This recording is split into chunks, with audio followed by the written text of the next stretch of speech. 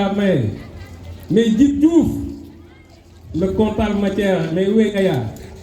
Kara, Machallah, viens Ndiaye, c'est le sérieux. Monsieur Mamadou Sakho, recevez les félicitations de Monsieur le maire. Il est très satisfait de tout ce que vous êtes. Une note vraiment innovante que vous avez apportée en vous adressant aux acteurs, en recueillant leurs expressions de besoin afin de les satisfaire. Aujourd'hui, de satisfaire tous les besoins des écoles et des élèves. Soyez-en vivement remerciés au nom du maire. La question aussi porte sur 3 points. La cartographie scolaire, l'entretien des établissements scolaires et les préparatifs de la rentrée scolaire 2022-2023. Concernant la nouvelle cartographie scolaire, comme vous le savez, notre commune s'est enrichie d'une nouvelle école de 12 classes, Dar Rahman. Celle-ci est une vieille alliance des populations riveraines que M. le maire s'est engagé à réaliser lors de ses tournées. C'est le lieu de remercier l'État à travers le ministre en charge de l'éducation pour avoir entendu notre plaidoyer. Au demeurant, des contraintes d'ordre environnemental et logistique nous ont été signalées. Pour les lever, nous avons entrepris des démarches auprès du PNDL pour prendre en charge l'assainissement de l'école et sa dotation en matériel et mobilier scolaire.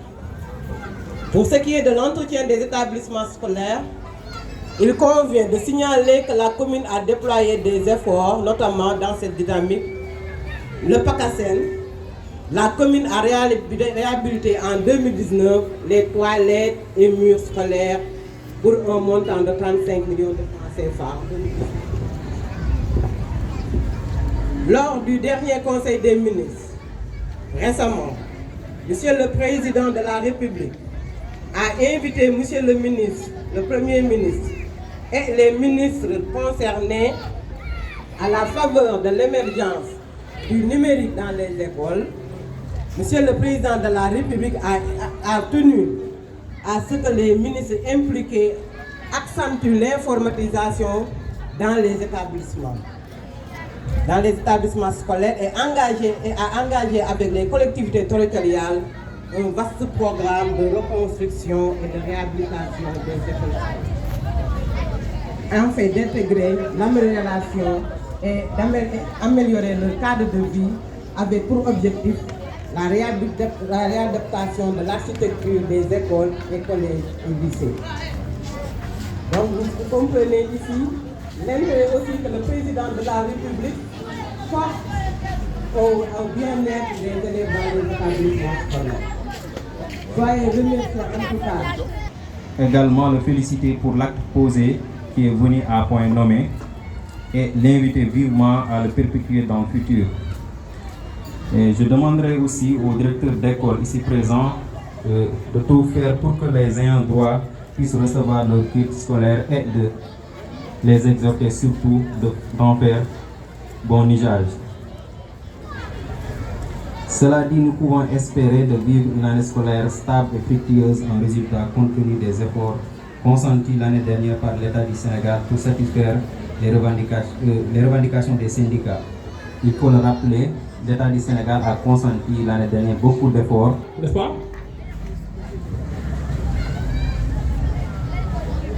Sakho, remise symbolique.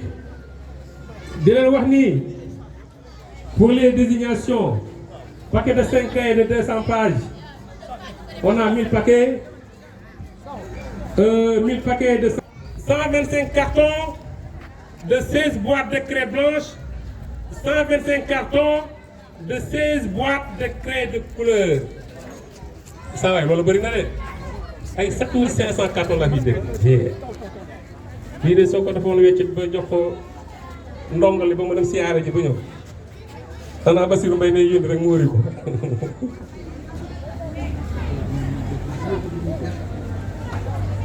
c'est bon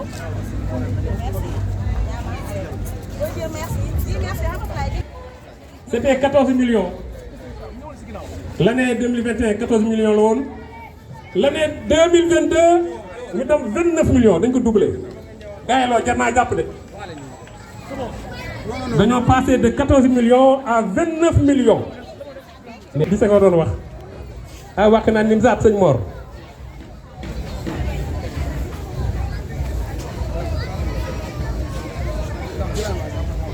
macha allah. oui.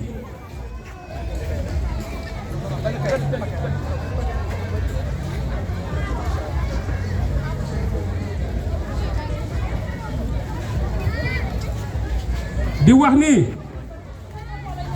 lii nga xam ne ñu ngi koy joxe bàyyi ñu kenn toutes les couches sociales même nos enfants à mobilité réduite ñu tuddee les handicapés ñu ngi ci biir bénéficiaires yi bàyyi ñu kenn la case des tout-petits est là kon képp koo xam ne yaa ngi wax naan Nimzatt monsieur le maire Racine Talla et son équipe municipale bàyyi na la xel ci njàng mi kon loolu naka waajur yi xam lii fi am nag ñun fii lay yaroo fii nañu màggee.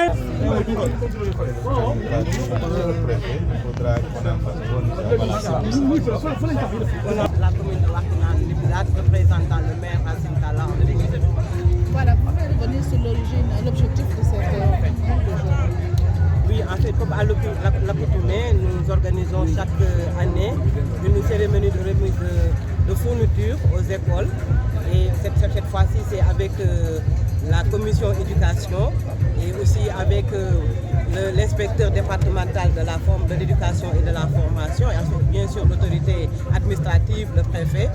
Ensemble, nous avons organisé cette cérémonie-là pour que les enfants de la commune de Wakhinane Nimzatt puissent commencer leurs études dans les meilleures institutions. D'accord, on peut savoir le nombre de fournitures que vous avez octroyées et le nombre d'écoles aussi.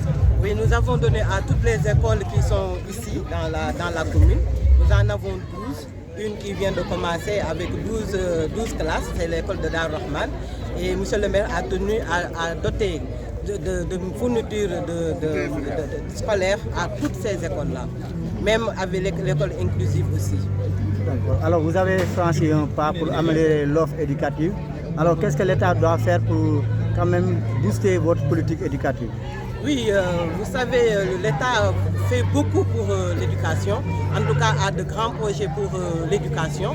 D'ailleurs, lors du dernier conseil des ministres, le maire avait invité le Premier ministre avec ses ministres concernés vraiment de travailler davantage sur l'éducation numérique des écoles, mais aussi de travailler davantage sur la réhabilitation et la reconstruction des écoles, afin que les enfants puissent étudier dans les meilleures conditions et avoir les résultats attendus.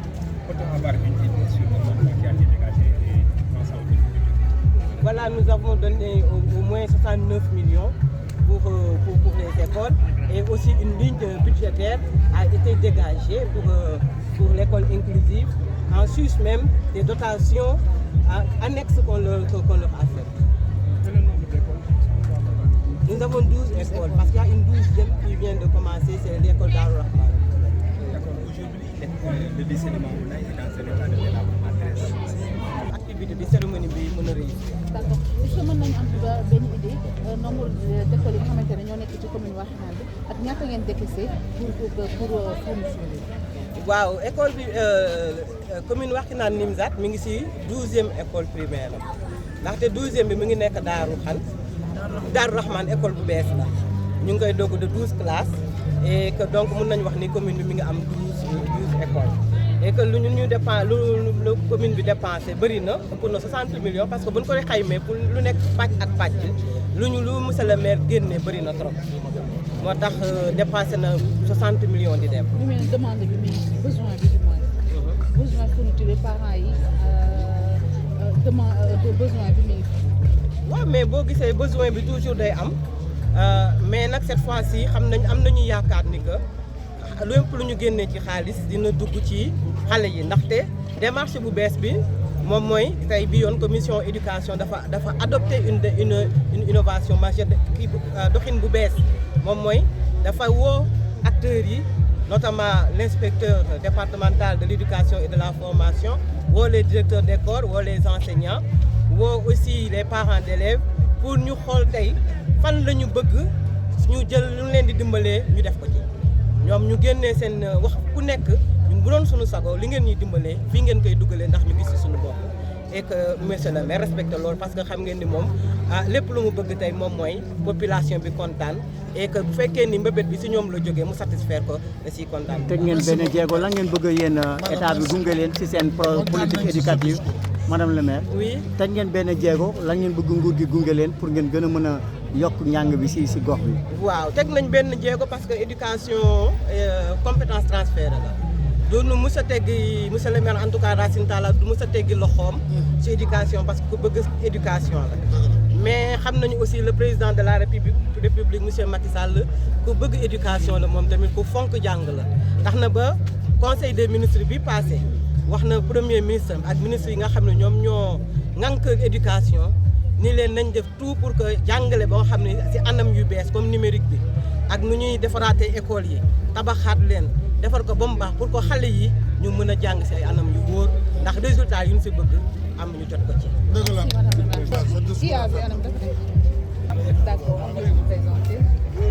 Je m'appelle Yaya Koli, je suis l'inspecteur de l'éducation et de la formation.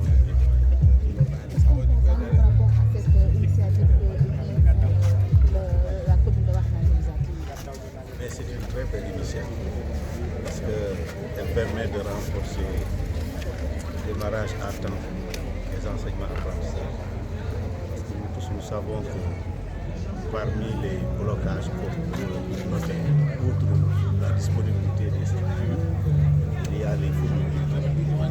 Parce qu'il y a des parents qui ont, si nous sommes au Sénégal, il peut y avoir minimum 4 à 5 enfants. Vous voyez, il y a ce qu'on appelle la tyrannie des fournitures. Donc si les collectivités territoriales mettent à disposition à temps les fournitures, surtout dans les premières semaines, avant, dans la première semaine, vous comprenez que déjà, on peut démarrer les enseignements apprentissages plus rapidement. Alors, tout à l'heure, vous avez lancé un message fort aux parents qui ne doivent plus retenir leurs enfants, puisque au niveau de l'élémentaire, l'inscription et l'accès à l'éducation est gratuit. Absolument. Et même au niveau du moyen, parce que, au fond, l'État du Sénégal, depuis longtemps, a insisté pour dire il y a l'inscription dite pédagogique. Ça veut dire que l'enfant vient, il doit aller en classe pour étudier. C'est différent maintenant de l'inscription administrative où il s'acquitte des inscriptions, mais là c'est dans le moyen et le secondaire. Et dans l'élémentaire, il n'y a pas de frais d'inscription. Ce qu'il y a, c'est en principe, les parents d'élèves, l'association des parents d'élèves, c'est-à-dire le CGE, doit se réunir, réfléchir, analyser la situation de l'école, faire un projet, ce qu'on appelle le plan d'action volontariste, PAV. Et ce PAV peut même être évalué à 300 millions. Parce que ça dépend des difficultés que rencontre l'école. Et en ce moment-là, les parents peuvent, de manière volontariste, peuvent se dire, ben, soit chacun d'entre nous peut cotiser 5 000, 10 000, là c'est des cotisations. Pendant ce temps, leurs fils sont à l'école. Là c'est la communauté qui est autour de l'école, hein, qui doit se réunir avec tous les partenaires, y compris vous-même. Il faut vous dire, ben, nous avons un partenaire qui peut nous donner 20 millions, 2 millions, ça dépend. Donc ce sont des cotisations pour l'élémentaire de parents d'élèves. Ce n'est pas des frais d'inscription. Malheureusement, il y a toujours cette habitude, hein, qui fait que certains, et nous comprenons des fois les raisons, mais ce n'est pas accepté. Parce que les associations de parents d'élèves ont des frais courants du moins, notamment il y a les frais de gardiennage, il y a l'eau, il y a l'électricité. C'est ça qui fait, par endroits, ils sont poussés à demander dès l'ouverture des cotisations. Mais nous leur demandons quand même de laisser les enfants aller à l'école. Et après, ils ont le temps durant 3 ou 4 mois pour récupérer ce dont ils ont besoin pour faire fonctionner la structure. Voilà. Vous pouvez prendre un parent d'élève qui va lancer un poème à travers les enseignants et les parents d'élèves ont leur mot à dire.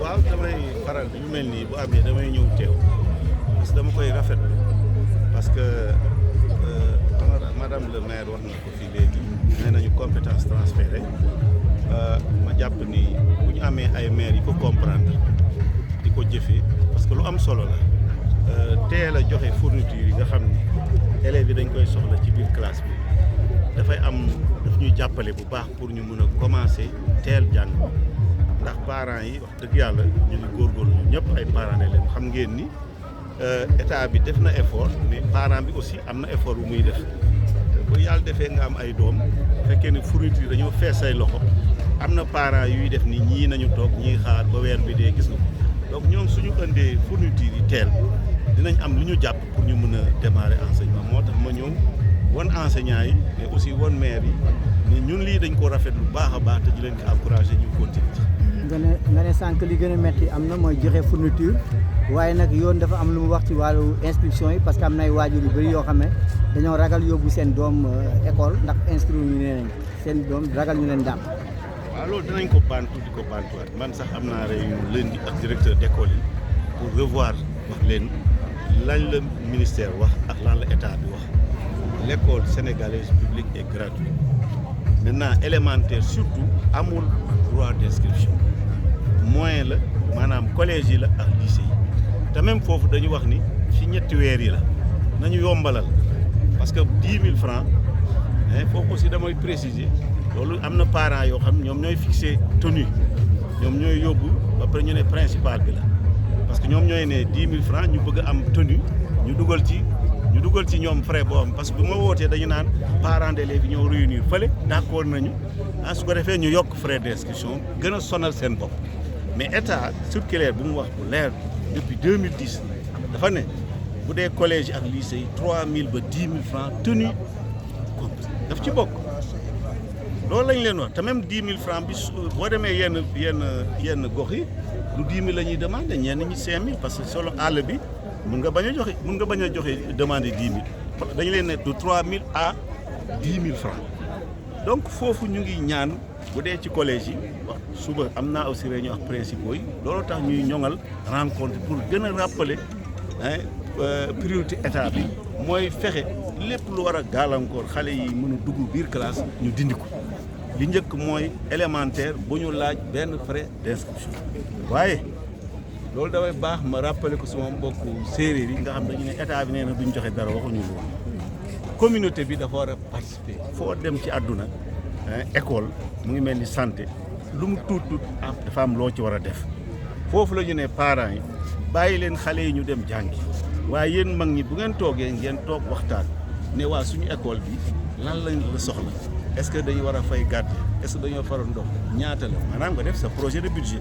ñun ñu ngi ko tuddee plan d'action volontariste nga volontariste boobu mooy wane ni mën nañ koo xayma ba mu ëpp sax lu ñu jàpp ni moom la école bi soxla mais boobaa ñu wuti ay partenaires wala ñu ne dañuy cotiser mais bokkul ak dugg classe nañu séparer loolu waaw dinaa ci insister le lundi avec les directeurs d'école suba principaux yi ñoom nga xam ne am nañu sañ-sañ ñu def inscription parce que loolu la leen yoon may waaye dañuy wax nañu yombalal pour que parent boo xam ni war na mën a avancer parce que fii ba décembre waaw bu dee ñetti doom la am wala kii mu ñëw ne la ah di 5000 a ngi nii moitié bi laa joxe beneen bi ñu jël ko wala ñu may ko sax parce que boobu sax même collège bi xale bi waruñ ko empêcher mu dugg classe dafay dem jàngi inscription bi di ñëw loolu depuis plus de 3 ëpp na ñetti at ñu ngi koy wax donc ñu ngi ñaan yéen ñi tasukati xabaar yi ak ñun ñëpp ñu jàpp ci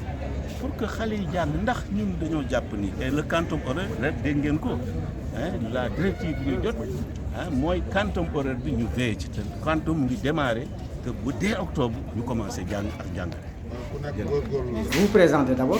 Je m'appelle Ibrahim Top, je suis le président de l'Union départementale des parents d'élèves et d'étudiants du département de Guédiawaye. D'accord. Alors aujourd'hui, la municipalité de Wakhinane Nimzatt vient d'octroyer des fournitures scolaires aux parents d'élèves, ou plutôt aux écoliers de la localité. Votre impression? Oui, je recommencerai par féliciter et remercier M. le maire. Certes, l'éducation est une compétence transférée. Il a reçu les fonds de concours, les fonds de transfert, comme disent certains. Mais le fait d'octroyer à hauteur de 29 millions pour dire les autres, on dit que c'est à hauteur de 29 millions, d'autres disent plus de 60 millions, je ne sais quoi. Mais de toute façon, on a vu de nos propres yeux un très gros lot et que toutes les écoles ont été prises en charge, même les écoles inclusives. Donc le maire a fait d'énormes efforts.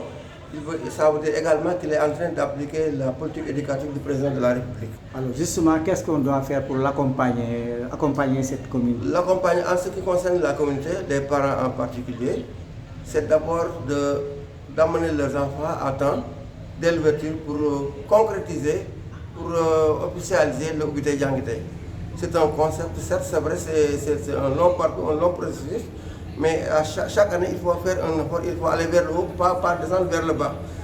Donc c'est un concept que tout le monde apprécie, que tout le monde a pris en charge.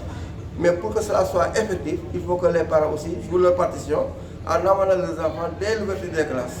Maintenant, il restera à l'État, aux acteurs de l'éducation et aux techniciens de mettre les conditions idoines pour que les élèves, les apprenants et les enseignants puissent démarrer les cours. Ça veut dire quoi? Ça veut dire que les écoles qui sont dans une situation d'inondation, d'autres qui sont dans une situation, dans des écoles qui n'ont pas de point d'eau potable ou même de blocs sanitaires utilisables. D'accord. Si wolof tënkal ñu ko tey d'abord geste bi nga xam ne mairie Wakhinane Nimzatt def na ko jox xale yi ay ndongo yi ay kaye ay jumtuwaay ci wàllu njàng waaye tamit mi nga xam ne tamit lan ngay wax waajur yi ci mbir bi. di kontaan lool ci geste bi monsieur le maire Racine Talla def l'année dernière joxe woon na 14 millions cette année dinañ joxe na 29 millions loo bi en tout cas bari na teg nañ ci suñu bët macha allah et tout le monde est d'accord là-dessus. Maintenant li ñu koy ñaan rek mooy at bi di ñëw na ko joxe avant ouverture pour que ubbi tey ak jàng tey mën a effectif. beneen bi mooy ñun parents d'élèves dañ ci am aussi dañuy part suñu responsabilité parce que effectivement l'inspecteur bi wax na ko nee na inscription bi di obligation mais c'est à la communauté aussi de participer de faire des cotisations. Ces contributions s'appelleront contributions mais c'est pas une obligation. Même au niveau du moyen secondaire, on leur a dit de faire les inscriptions administratives. Madame, kon daal waajur yi bu ñu téye seen xale yi si école. non amatul benn prétexte pour téye seen i doom. Cette année on peut comprendre parce que dafa tombé ak gàmmu dafa tombé ak école yi nawet bi la yenn école yi am ndox am na école yoo xam ne également wax dëgg yàlla seen point d'eau yi nga xale yi bu ñuy naan amuñu ndox ko amuñu ko am na école yoo xam ne aussi bloc sanitaire yi nga xam ne toilettes yi baaxul.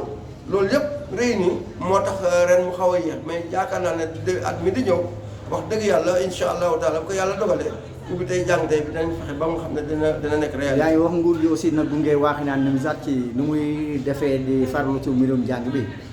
comment. yaa ngi wax ne nguur gi tamit war na gunge commune Wakhinane Nimzatt ci nu muy def jéego ci wàllu jàng bi. waaw nguur gi éducation xam nga si priorité lépp lu mu doon def man jàpp naa ne war na ko mën a doubler commencé na ko nag ak jàngalekat yi.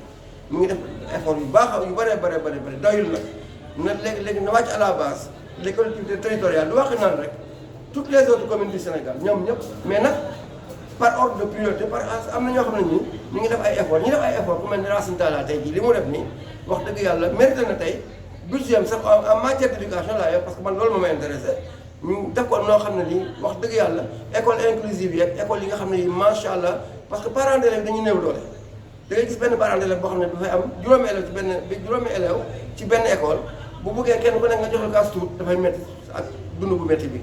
loolu daal maa ngi koy lancer appel l'État du Sénégal mais également di wax parents d'élèves yi également amatuñ benn prétexte pour tuer seen i doom. D'accord.